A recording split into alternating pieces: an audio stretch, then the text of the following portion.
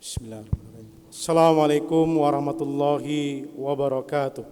Innal hamdalillah nahmaduhu wa nasta'inuhu wa nastaghfiruh wa na'udzu billahi min syururi anfusina wa min sayyiati a'malina may yahdihillahu fala mudilla lahu wa may yudlil fala hadiya lahu.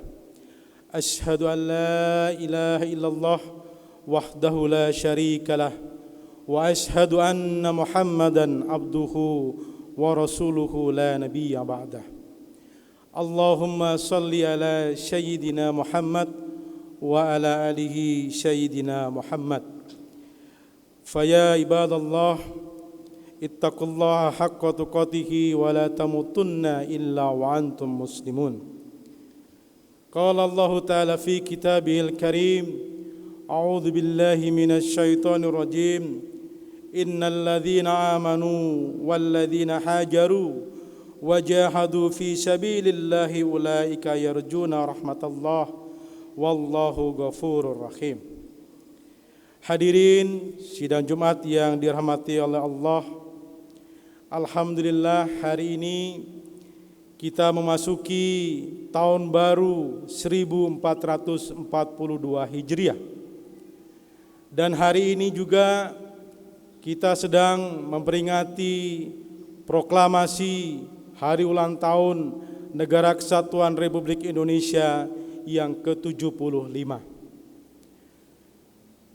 Tahun baru Hijriah adalah memaknai peristiwa hijrahnya Nabiullah Muhammad SAW beserta para sahabat muhajirin dari Mekah ke Madinah, dan menjadi tonggak sejarah tentang semakin tegaknya peradaban Islam di muka bumi yang telah Allah berikan.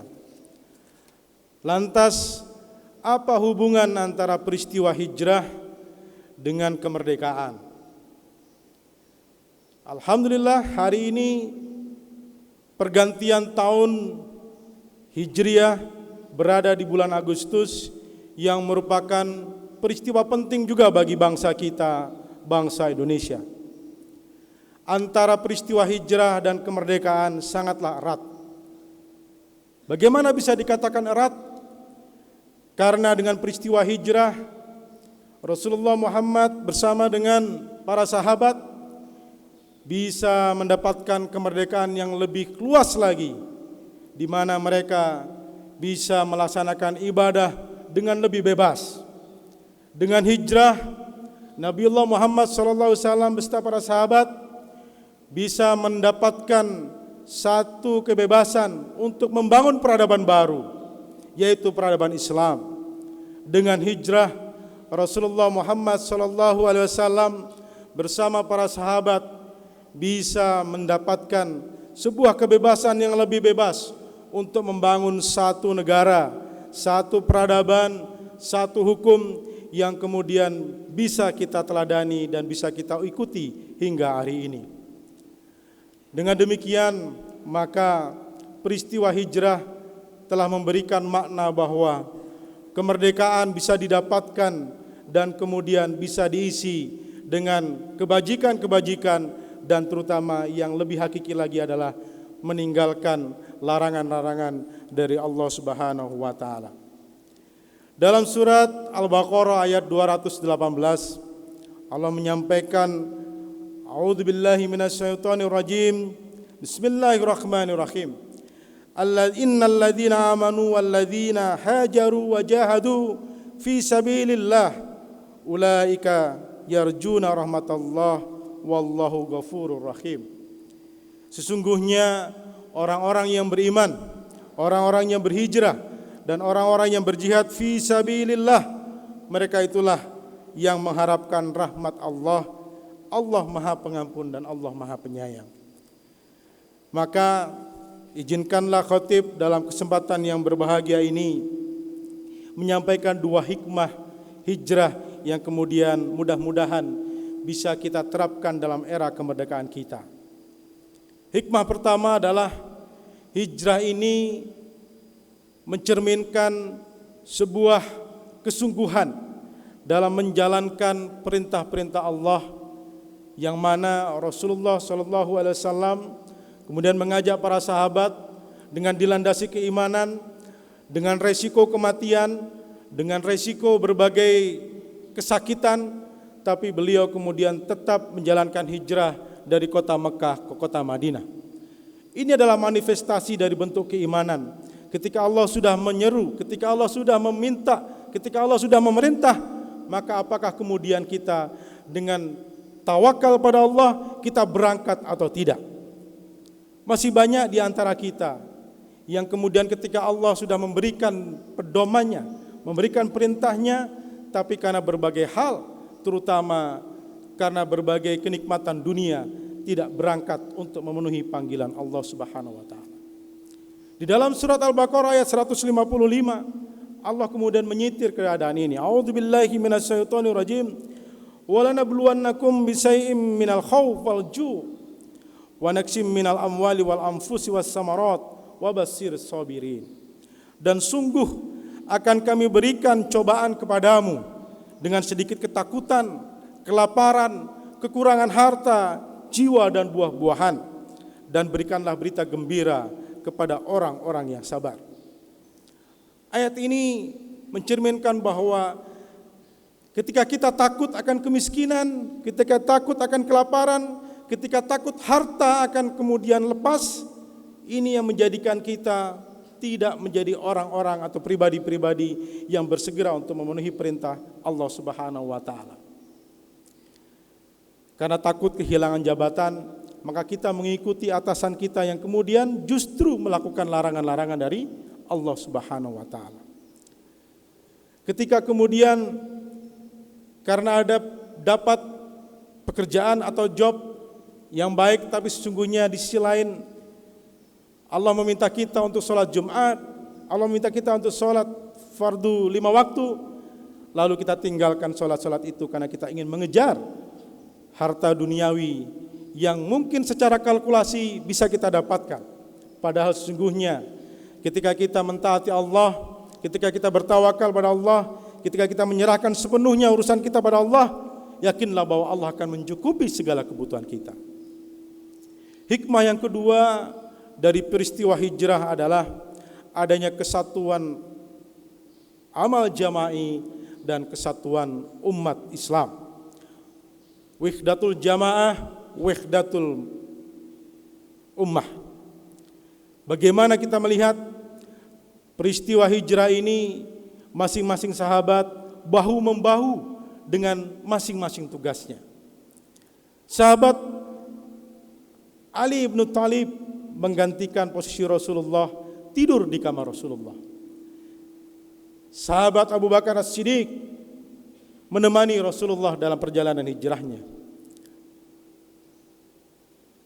Putri-putri Abu Bakar mengirimkan makanan dan juga bergembala di seputaran jalan yang telah Rasulullah lalui agar bisa mengelabui dari kaum musyrikun.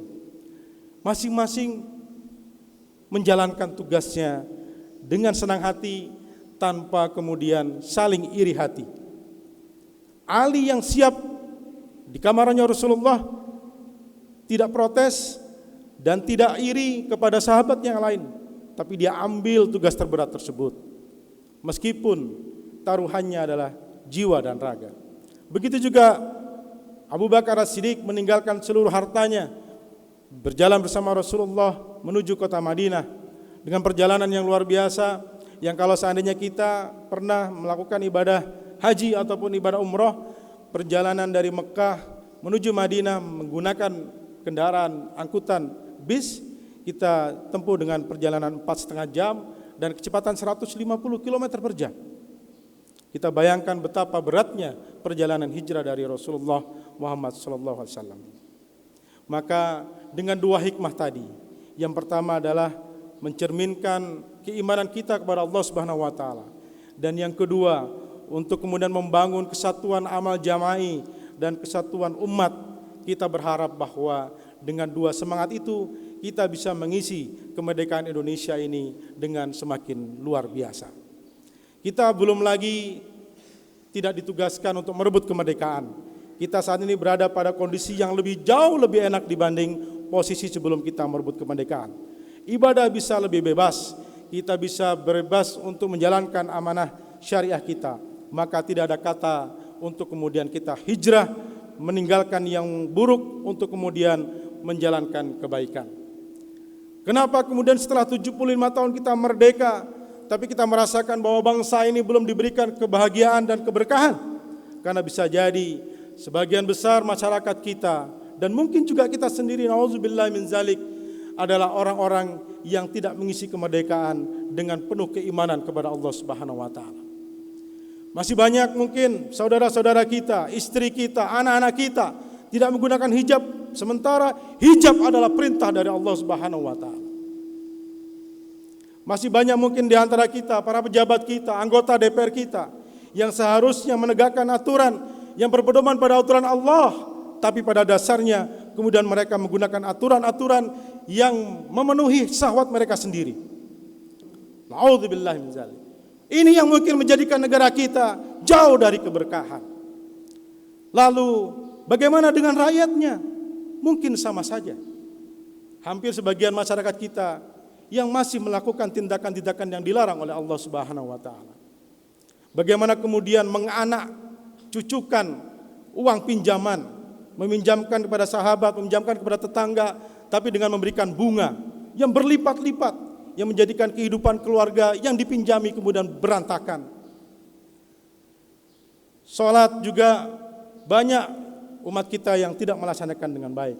Maka pada hadirin salat Jumat yang berbahagia, mudah-mudahan kita termasuk dari golongan umat yang kemudian bersemangat untuk bersama-sama meninggalkan larangan-larangan Allah, hijrah dari yang tidak baik untuk melakukan kebaikan-kebaikan, sehingga kemerdekaan yang telah Allah anugerahkan kepada kita bisa kita maksimalkan, dan kita nanti di 100 tahun kemerdekaan Republik Indonesia, Indonesia menjadi negara yang baldatun warabun ghafur, negara yang menjadi pemimpin para negara-negara yang lain untuk kemudian menegakkan kalimatullah, menegakkan keadilan dan kesejahteraan di muka bumi ini.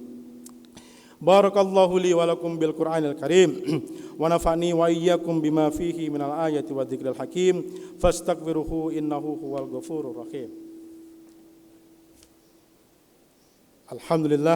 Alhamdulillahilladzi allafa baina qulubina fa asbahna bi ni'matihi ikhwana. Asyhadu an la ilaha illallah wahdahu la syarikalah wa asyhadu anna Muhammadan abduhu wa rasuluhu la nabiyya ba'dah. Allahumma salli ala Sayyidina Muhammad wa ala alihi Sayyidina Muhammad.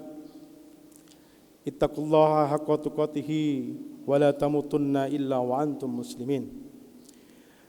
Hadirin salat Jumat rahimakumullah. Hijrah adalah peristiwa besar, kemerdekaan juga adalah anugerah besar dari Allah Subhanahu wa taala. Semoga dengan peristiwa hijrah yang telah dicontohkan oleh Rasulullah Muhammad SAW beserta para kaum muhajirin bisa menjadi inspirasi bagi kita semua, bahwa kemerdekaan yang telah Allah berikan ini harus kita syukuri dengan mengisinya dengan kebaikan-kebaikan, mengisinya dengan perjuangan-perjuangan untuk menegakkan keadilan, melawan kezaliman, dan menjalankan semua yang telah diperintahkan oleh Allah Azza wa Jalla. Untuk itu makna hijrah yaitu meninggalkan semua larangan-larangan Allah dan kemudian menjalankan seluruh perintah-perintah Allah adalah sebuah hakikat yang seharusnya bisa kita jalankan bersama-sama.